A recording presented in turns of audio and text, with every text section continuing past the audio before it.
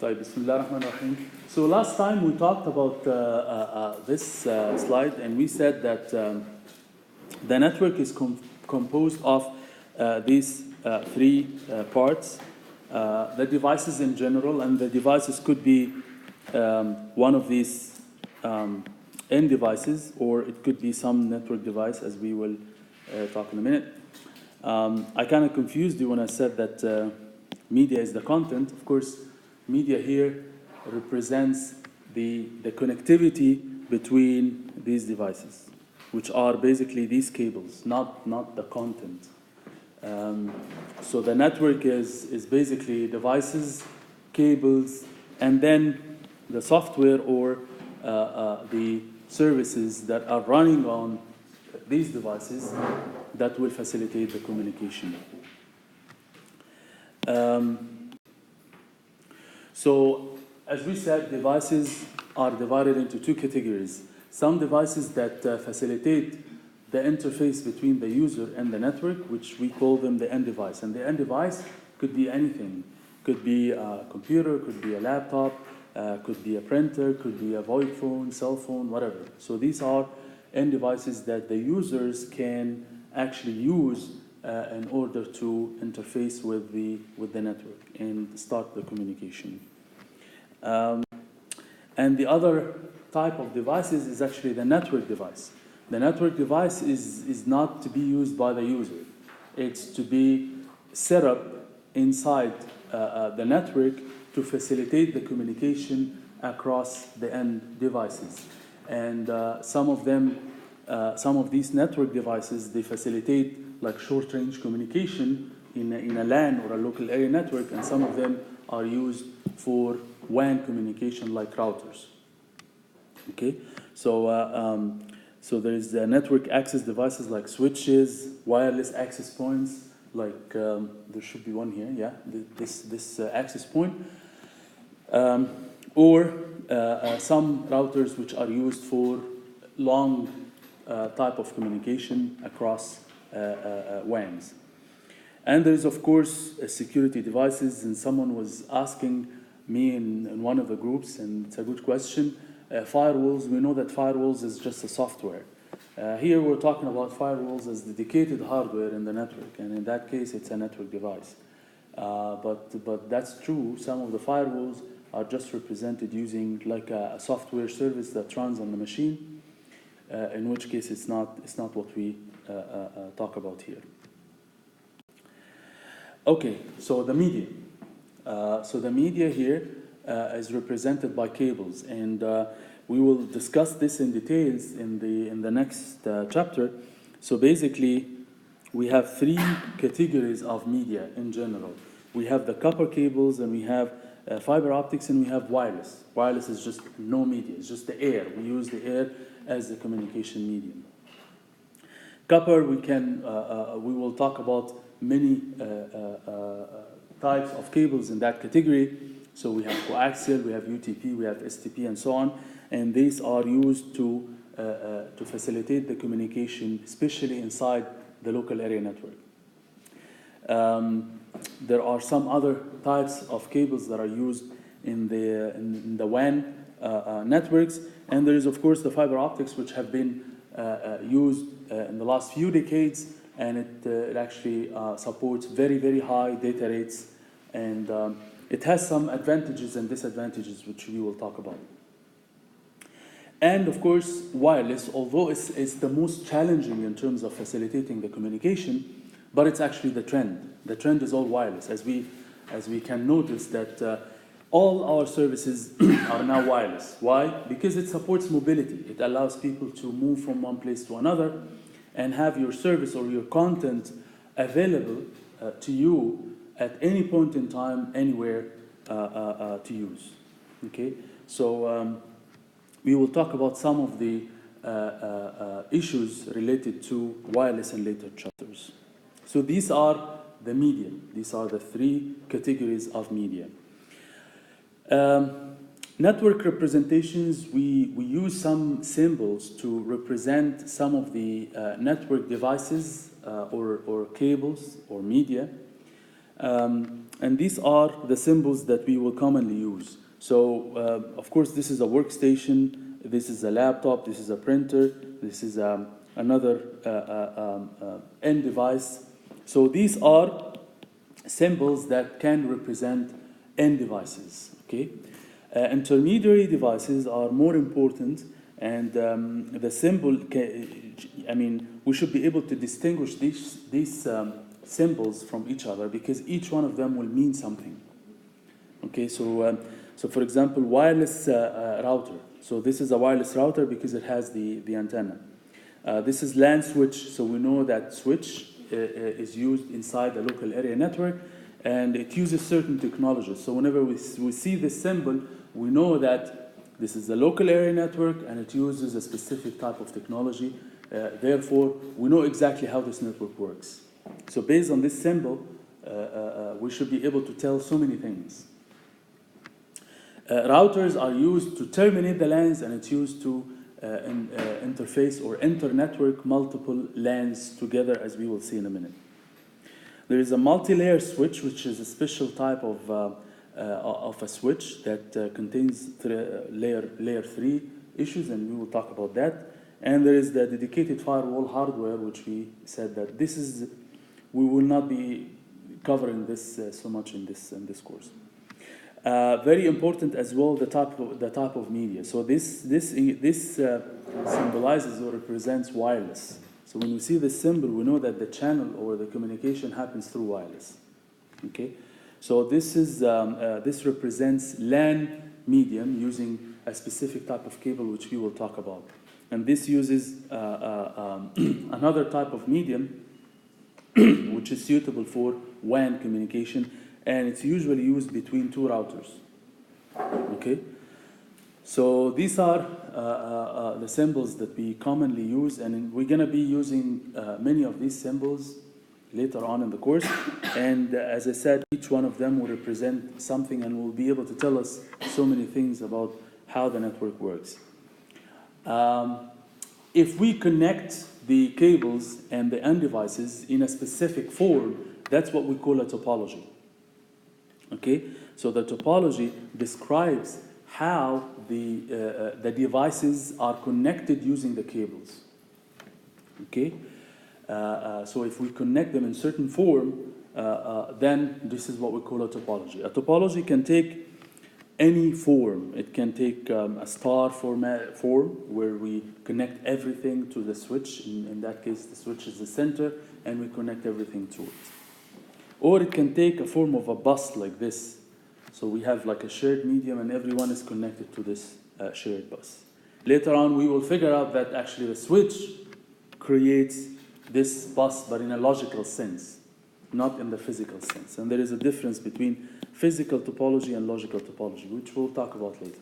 But for now, we just need to know that a topology is nothing but the format or the form of connecting the devices together using the network media, whether it's a copper cable or coaxial cable or wireless or fiber optics and so on. Okay? Any questions? Just feel free to interrupt me. As we said last time, there are some types of these networks. The most common ones are LANs and WANs, and of course, as we said last time, LANs and WANs, they refer to the geographical proximity of the network devices. Okay? So LAN, for example, stands for local area network, and by that mean that we have a group of devices that are in the same geographical location. Usually it's a small location like a room, or one or more of these rooms, typically like a floor, and the LANs, they use basically switches and hubs. Okay? Once we see a router, this is the termination of this LAN, which means that after this router, there will be another WAN or wide area network or another LAN. So the router terminates multiple LANs together. So if we connect multiple LANs together, this is what we call a wide area network. So the wide area network is is a group of devices that are geographically distributed in a large area. Like So typically covers like the university? the university, yes. So the university network is a WAN, okay? It's typically a WAN, and of course it contains multiple LANs interconnected together. Okay. There are some other types which are less commonly used, which are metropolitan area networks. So metropolitan area network is something in between the local area network and the wide area network, and it usually covers like one building or a group of buildings. There is the wireless local area network. So if we use wireless as part of the local area network, we call it WLAN or WLAN. And that WLAN usually uses wireless routers. So there is a wireless router that connects multiple machines, usually in the same geographical location, and that's what we call WLAN or wireless local area network. There is a storage area network, which is a special type of network that's only used for storage. Okay, so you have content that's by content I mean like files, videos, audios, things like that, and this content is actually hosted on multiple machines. So you have like many workstations and machines that host part of this content. We connect them together and we form a special type of network called storage area network.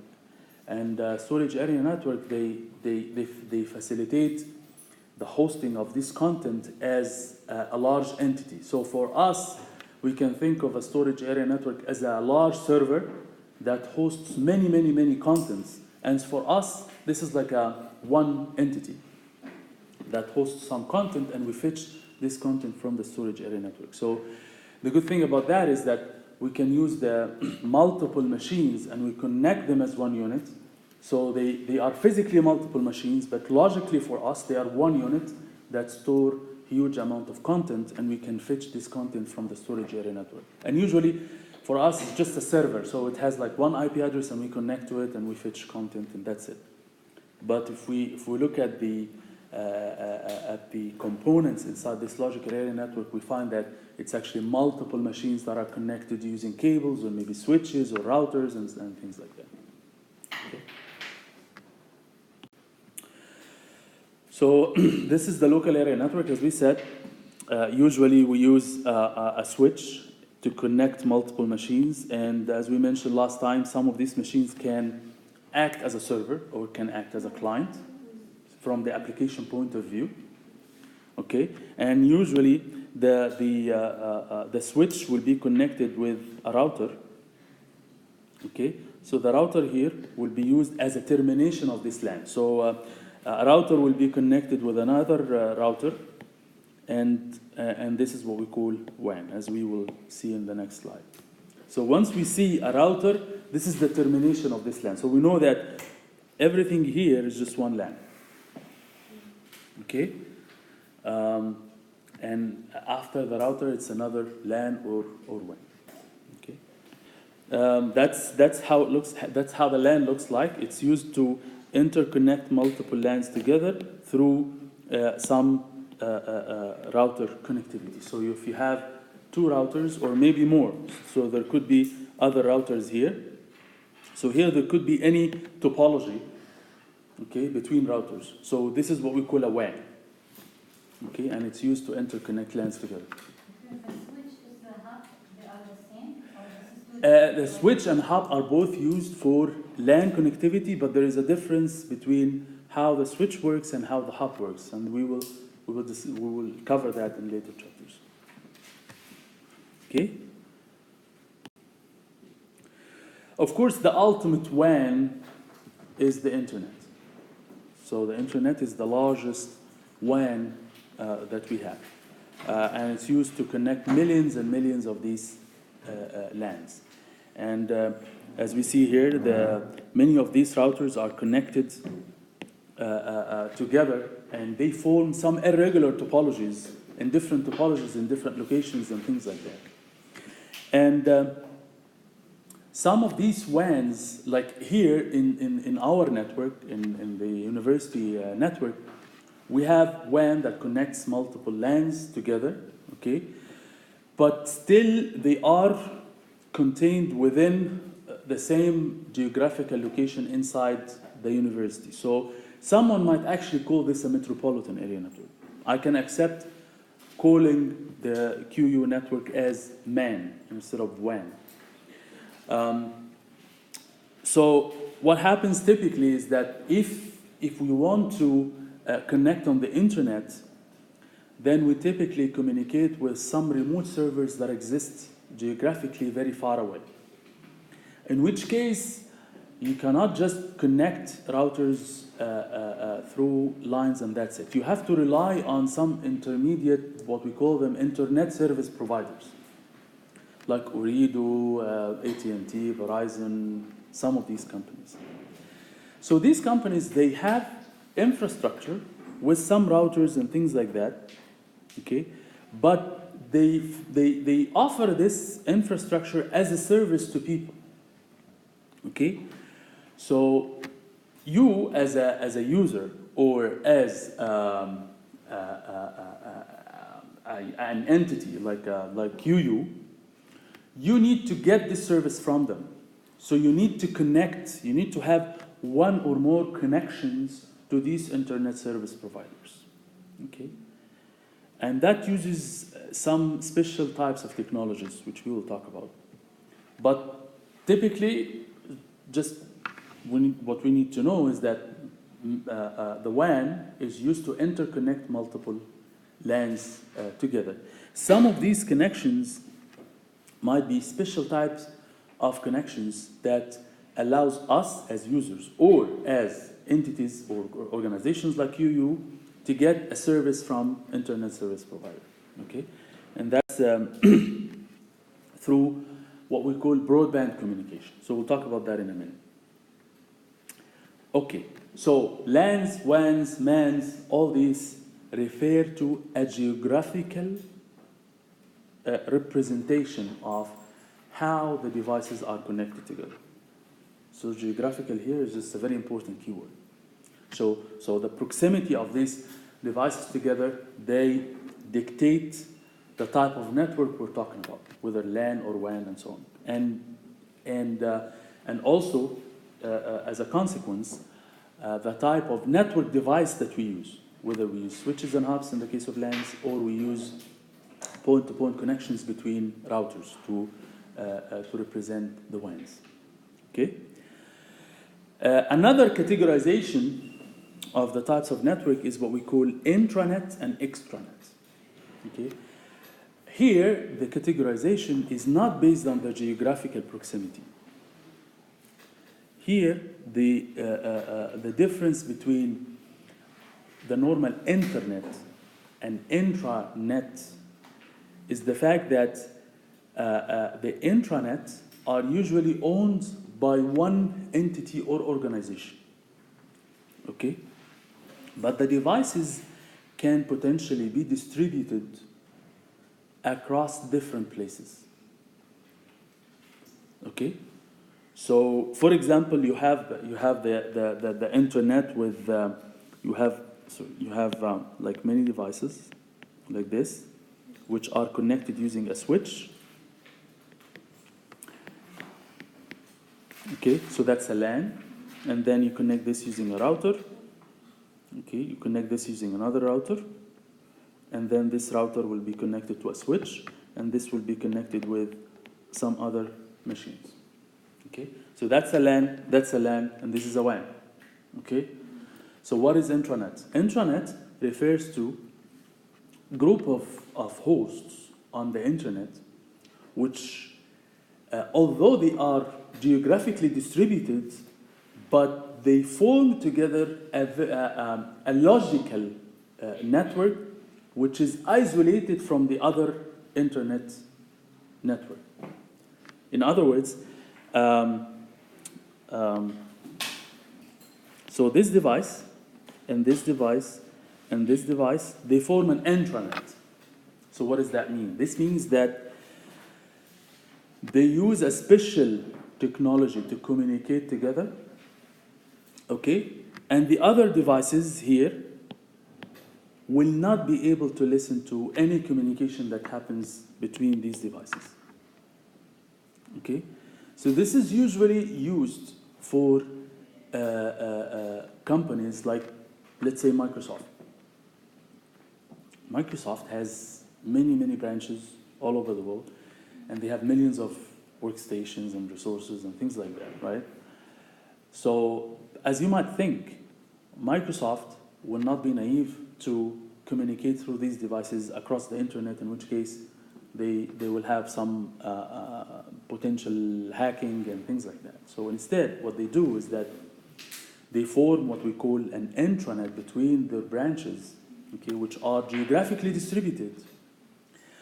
So physically, they are connected on the internet, but logically, they are totally isolated.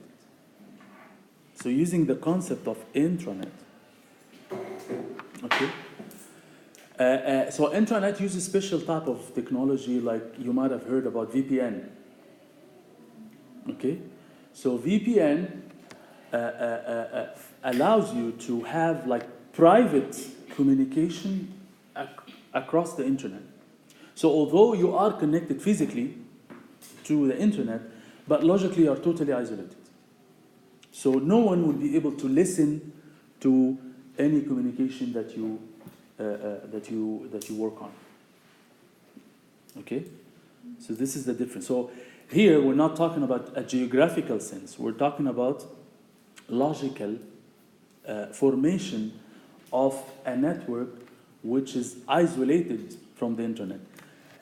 We always use the term intra to indicate inside something. So when I say intra, this means that it's a closed network. So it's a closed network, like isolated from the large network, which is the internet. I'll come to you in a second.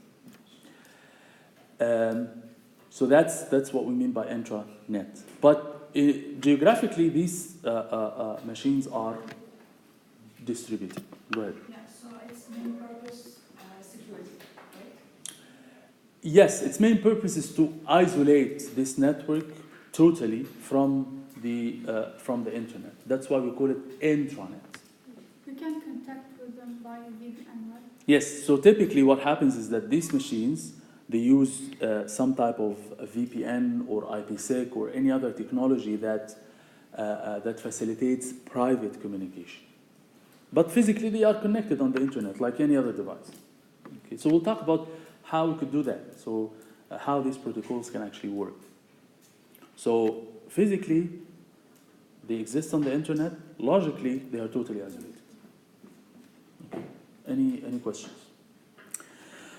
Extranet is nothing but group of intranets. And this facilitates the communication between multiple entities, like for example, Apple and Microsoft.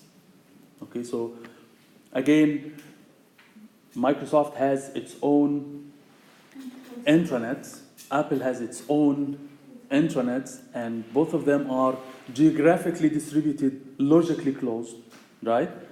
But when they communicate together, that's also another type of communication which should be private, okay? But we have to use some connectivity between the two intranets, and that's what we call extranet. So extranet talks about inter-networking of multiple intranets. Okay? So intranet is typically owned by one organization. When we connect multiple intranets, that's what we call a extranet. خلاص كده مفهوم؟ Okay. Okay, as we said, if we want to get connectivity to the intranet, whether we're talking about QU or we're talking about us as users at home, typically we need to connect to a service provider. Okay? So a service provider like Ooredoo or any other carrier, Vodafone, whatever. And for that we have different types of connectivity, whether we're talking about users or organizations. And as you might, think that connectivity for the users will be slightly different. So for users, you have technologies like, even nowadays, you have technologies like dial-up. So this still exists, maybe not in Qatar, but in some other countries. So through the phone, you call a specific number in Ooredoo, and you connect to their infrastructure, and from there you will be connected to the internet. Okay. Some service providers, they use satellite. So this is not a very common technology nowadays, but in the past there used to be some broadband communication to connect to the internet through satellite. Okay. So usually this is a little bit slower but cheaper. You can connect using cellular network, which is what we typically do when we use our cell phone. So using our cell phones, we connect to Ooredoo, and from there we can call someone using like voice calls, or we can use this infrastructure for data communication. Okay, we can, well, this is not typical for users, but we can use cables. And by cable here, we mean cable TV, which is also not very common, especially in Qatar. But this type of service is very common in North America. What typically happens is that there are some companies that offer cable TV. So cable TV, actually we have cable TV here, in a way. We have Mosaic and things like that. So we started to use this type of service in Qatar, but we don't typically use it for data communication. It's not very common to use it for data communication. In North America, it's very commonly used for data communication. So they have already TV network, which is already established in place. And what happens is that the companies that own this type of cable TV service, they actually offer this network infrastructure for users to use it not only for TV, but also for data communication. Okay, so each one of these will have some advantages and disadvantages and things like that.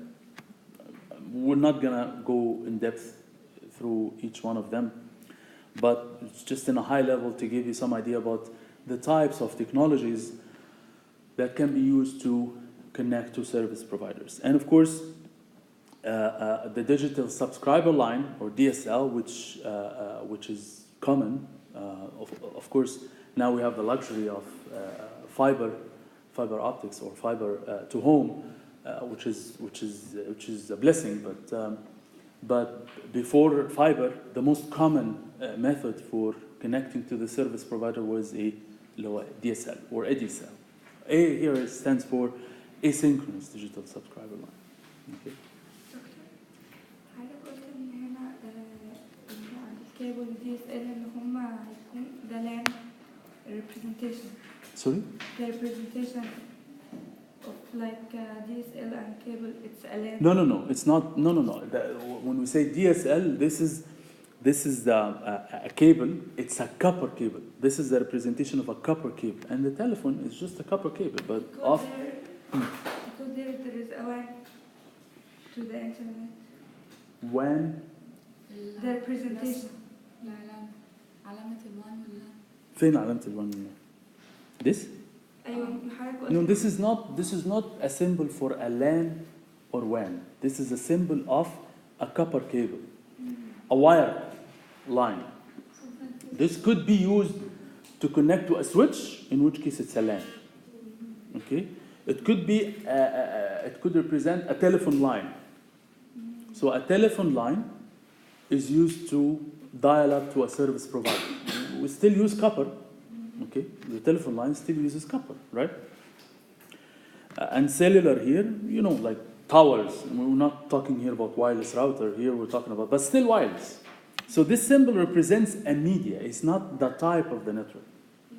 Okay. Is there any confusion?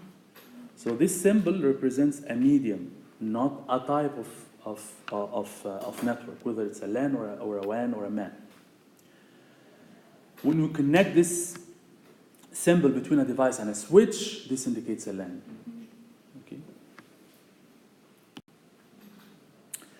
For businesses, of course, you find like some of these technologies have disappeared, like dial-up. Typically, you're not going to use a dial-up to connect big organizations to the service provider. For user, it makes sense. So DSLs, because DSL offers different types of plans and speeds and things like that, so it might be used for both. There is a special type of what we call metropolitan Ethernet, and this uses like a dedicated line. It uses like some type of dedicated lease lines between organizations or businesses and Ooredoo. So these lease lines typically have very, very high speed communication, which makes sense because you need to aggregate the traffic from the whole university, or from the whole company. And depending on the type of technology that you use here, you have specific plans that include certain speed that you can use. And the more you pay, the higher these data rates will be. Okay. So this is the last section. So network as a platform. There is a historical evolution that happened for networks. Is that in the past, people have thought of networks as an infrastructure which has a specific purpose. So, for example, we used to have landlines, right? That's a type of a network. So we have landline phones that are connected to Ooredoo infrastructure, and it's used only for voice calls. Okay? That's what used to happen in the past. We also have another network which used only for TV. Okay? So we have a TV network, whether it uses like antennas or whether it uses cable, TV, and so on. So these types of networks are represented by infrastructure which has a specific purpose or usage.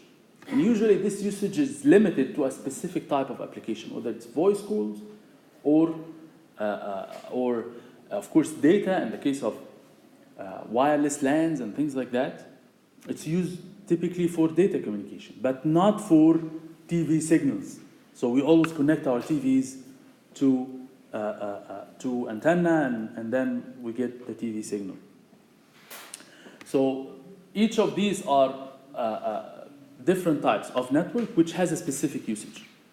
So nowadays we're talking about a very important concept which is called converged networks. Okay? Converged networks here talk about a network that supports all these purposes together.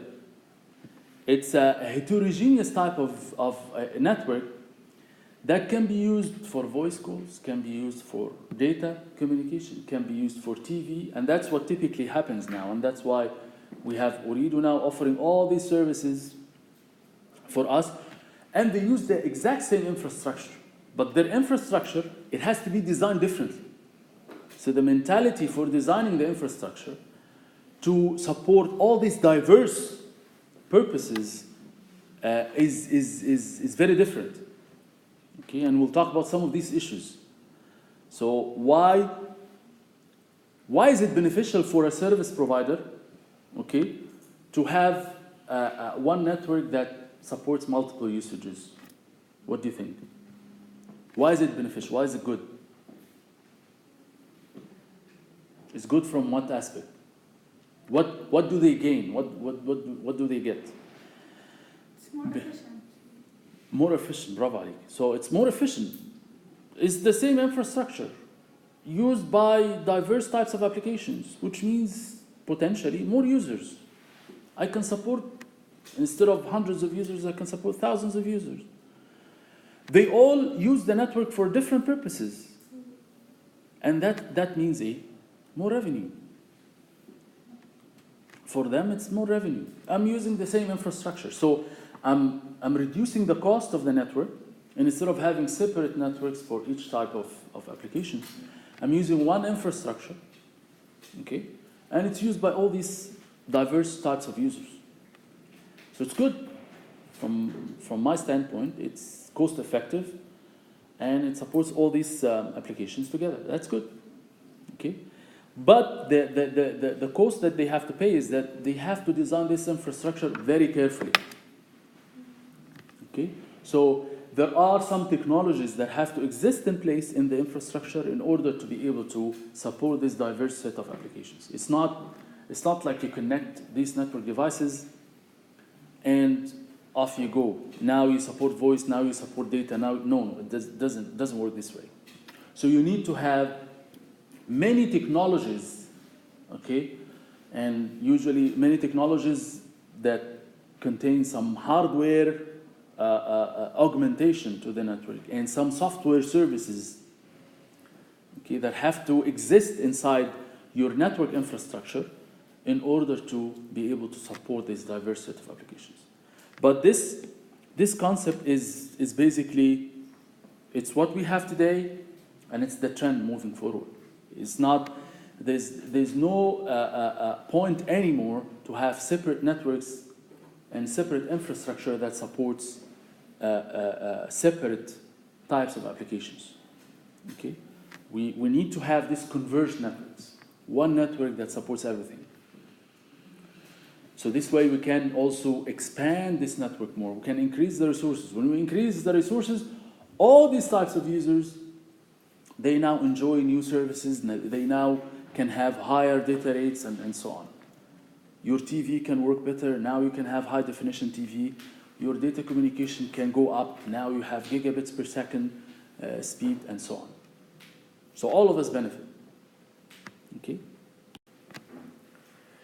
So some of the issues that have to exist in the internet in order to function efficiently, these are some of the features that have to exist in the internet. So basically, fault tolerance here means that I cannot afford the fact that one of the switches is down, and that affects the communication of many users. So that will cause some interruption to the network service to many users for a long time. So I cannot afford that. So my network, okay, whether it's a LAN or a WAN or the internet in general, we need to have some fault tolerance. In which case, if one router is down, automatically my network needs to be reconfigured seamlessly, okay, to make this interrupt hopefully zero, or to make it minimum, okay? To make it zero, sometimes it's hard. Like it happens to us that sometimes, like when we are driving, we have a phone call, and all of a sudden we see the voice is like fading away and it's cutting off, and then it comes back on, right? So that's what we're talking about. So the fault tolerance, we try to connect to a specific tower, and since the communication is not very good, so the phone seamlessly tries to connect to another tower, and then the connection comes back on, and now you hear the voice clearly. Same thing, if we have a WAN and one of the routers goes down, automatically my network should reconfigure itself and should be able to figure out how we can reroute the communication to another router. Like for example, you have a machine here which is connected to a switch, and from the switch you have a router. From the router here connects to another router, and then to another router, and so on. And here you have a connection directly from these two routers. Okay? So this router goes down. So instead of routing the communication this way, I can route the communication in the other way. Automatically, seamlessly, and this happens automatically inside the network so that the user will not be able to feel anything. That's what we mean by fault tolerance. So my network should have some redundancy. By redundancy, I mean you should have multiple paths that can get you to where you want to go. And in that case, each router should be connected to all the other routers? Not necessarily all, because again, all means mesh connectivity, and mesh connectivity is usually very expensive. So it depends. Well, mesh will give you the ultimate type of redundancy. However, it's the most expensive, so you need to have some balance. That's why we need designers. That's why we need network designers that create this kind of balance between the cost of making the connectivity inside the network and at the same time supporting fault tolerance. Okay? Scalability here is a very important concept. Scalability talks about the fact that by increasing and expanding the network, okay, I should not degrade the performance to the existing users. So just the fact that I add another workstation to the network, okay, it doesn't mean that the other users will experience a lower performance. So I need to be able to expand my network without affecting the performance of the existing users. This means that the network is scalable. So the more I expand the network, it does not affect the existing user's performance. Okay? Quality of service is an extremely important concept. And quality of service is one of the fundamental ingredients that allows you to have converged networks. The converged networks that we just talked about, this is one of the most important components that have to exist in the network that allows you to have converged networks. And quality of service here means discrimination. It means that we need to discriminate between the different users, the types of traffic, the different applications. We need to give each user and each type of application different type of service. For example, video versus audio versus web browsing. So I can browse through the internet and I just fetch some content for HTML pages, or I can watch something on YouTube, okay, or I can listen to songs. Each type of these applications, they have different requirements. For example, if I load a web page, what's the problem if this web page delayed for 10 seconds? What is the effect to you? Almost nothing. Okay? So what's important to you is that at the end, you will get it as a complete page.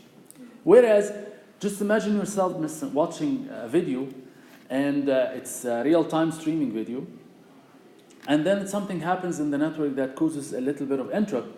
In that case, your quality of service will be very bad. You will experience a degradation, a big degradation in the quality of the video, because you have pauses and stuff. So imagine like someone says goal and you're not seeing anything. You will feel frustrated, right? So it's so bad. So the quality of experience to the user will be very bad. Okay? So for this type of applications, I need to be very careful not to delay the traffic for video. Delaying the traffic for web pages is okay, right? Because if you experience delay for a few seconds, it's not a big deal. But for video, it's a big deal. For audio, it's something in between. Could be like critical, because if you have a long delay in your traffic, the voice communication will cut off or the song will pause, and in which case for audio it's hard to recover. In which case you have a long duration of silence, which also will create some frustration. Maybe not as bad as video, but it's also a bad experience. So quality of service talks about discriminating between the different types of application. I should give the web browser a service which can delay the traffic for a few seconds. It's not a problem. But the most important thing is that the HTML should come maybe after 10 seconds, but it should come without any errors. Imagine if you are transferring a zip file through FTP or something. You can wait even for minutes, no problem. But if the zip file comes with 1 byte in the middle that's lost, the whole zip file is invalid, right? So correctness is very important for this type of applications. Video, on the other side, is not tolerable to delay, right? So for delay, it's very sensitive. But for loss, it's tolerable. Like if you lose 1 or 2 pixels on the video, will you be able to feel anything? Nothing. You will not even notice it. So the different types of applications, they have different characteristics. The quality of service should give each one the quality of service that they need. So I should give correct download for HTML, maybe with the cost of a little bit of a delay. For video, I can tolerate certain loss, but I cannot tolerate delay. Okay? So we give diverse characteristics to different types of applications. Okay? We'll stop here, inshallah.